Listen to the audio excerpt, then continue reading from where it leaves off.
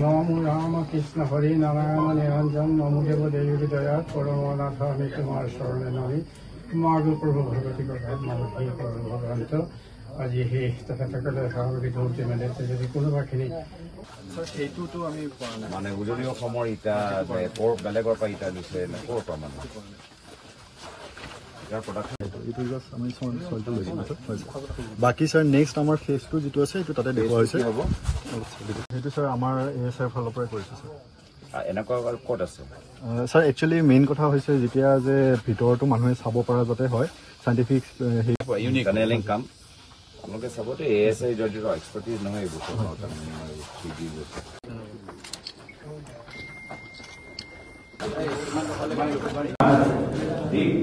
এইটো ছাৰ আপোনাৰ টোটেল যিটো ৱালৰ থিকনেছ কৰিছে ছাৰ এইটো অলমষ্ট 3.8 মিটাৰ আৰু ইয়াৰ পৰা এইটো 6 মিটাৰ আছে কি ষ্ট'ৰলৈকে আৰু বাকী ৱালবোৰ আপোনাৰ 4 মিটাৰ বা 5 মিটাৰ আছে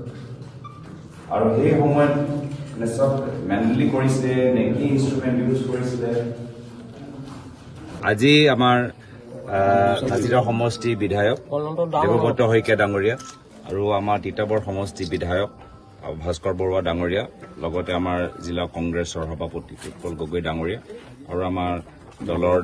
দায়িত্বত থকা বিভিন্ন আমাৰ সতীৰ্থসকল আজি স্থানীয় ইয়াত আমাৰ প্ৰশাসনৰ বিষয়াসকল আৰু ASI প্ৰতিনিধিসকলৰ লগত আমি চৰাইদেউ মৈদামলৈ আহি আমি চাকি জ্বলাই আমি পূৰ্বপুৰুষলৈ আমি সেৱা আগবঢ়াইছোঁ লগতে আমি সকলোৱে গৌৰৱ অনুভৱ কৰোঁ যে আজি চৰাইদেউ মৈদাম UNESCO ৱৰ্ল্ড হেৰিটেজ চাইটৰ কালচাৰেল কেটেগৰীত সোমাবলৈ সফলতা লাভ কৰিছে এটা দীৰ্ঘদিনৰ এটা সপোন সকলোৱে দেখা পাইছে বা অৱগত যে ইয়াত এক্সকাভেশ্যনৰ কাম 2001 চনত আৰম্ভ হৈছিলে 2002 চনত ইয়াত এক্সকাভেশ্যনৰ কাম আৰম্ভ হৈছিলে তাৰপিছত আমাৰ 2000 বিভিন্ন চৰকাৰ আহিলে আমাৰ 2013 চনত আমাৰ চৰকাৰৰ দিনত ৱৰ্ল্ড হেৰিটেজৰ কাৰণে আমি এই গোটেই প্ৰচেষ্টাটো আৰম্ভ কৰিলোঁ পিছত 2014 চনৰ পিছত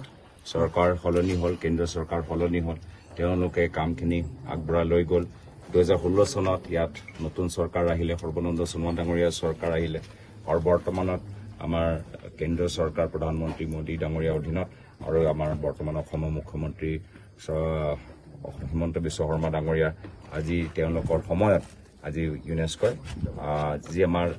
যি আমাৰ প্ৰচেষ্টা 2013 চনৰ পৰা যে আমি আৰম্ভ কৰিছিলোঁ সেই প্ৰচেষ্টাটো আজি তাত মোহৰ লগালে আমি সকলোৱে গৌৰৱ অনুভৱ কৰিছোঁ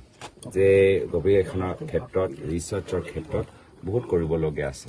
আজি বহুতখিনি কথা আমি ভালদৰে নাজানো ইয়াত আমাৰ ছইল এনালিচিছৰ ক্ষেত্ৰৰ পৰা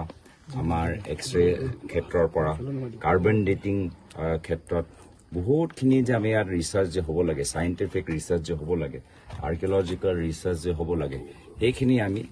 আজি তাৰিখত হোৱা নাই মই আশা কৰোঁ এই UNESCO ৱৰ্ল্ড হেৰিটেজ চাইটৰ ষ্টেটাছ পোৱাৰ পিছত ইয়াত ৰিচাৰ্চ আৰু ভালদৰে হ'ব লাগে আৰু এই ক্ষেত্ৰত আজি তাৰিখত আমি গম পাইছোঁ যে ইয়াৰ কিছুমান চেম্পল কাৰ্বন ডেটিং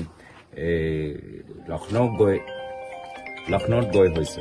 আমি বিচাৰোঁ যে এটা ইনষ্টিটিউট অফ ফিজিকেল কনজাৰ্ভেশ্যন যিদৰে লক্ষ্ণৌত আছে আমাক অসমৰ ভিতৰত এটা institute of national institute of physical conservation লাগে য'ত আমি অসমত আৰু উত্তৰ পূৰ্বাঞ্চলত যিমানবোৰ আমাৰ আৰ্কিঅলজিকেল যিমানবোৰ আমাৰ চাইটবোৰ আছে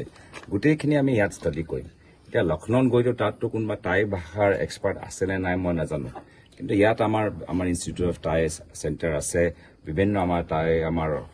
সংস্কৃতি ইতিহাসৰ ওপৰত গৱেষণা কৰা বহুত আমাৰ গণ্যমান্য ব্যক্তিসকল আছে তো আৰ্কিঅলজিকেলৰ ফালৰ পৰা মই বিচাৰোঁ যে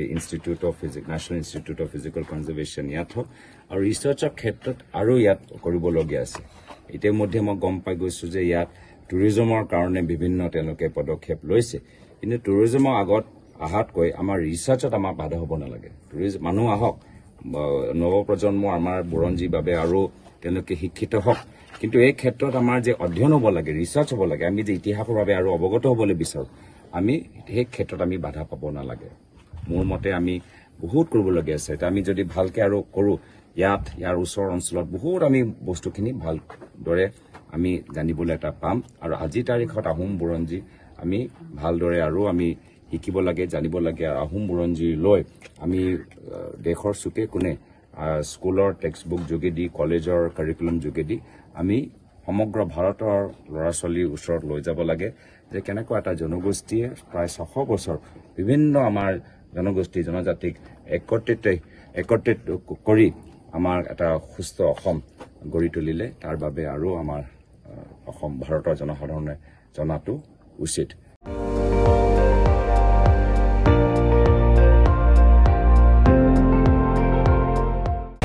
আপুনি চাই আছে ND24, সৰ্বশ্ৰেষ্ঠ নহয় সৰ্বোত্তমৰ দৌৰ।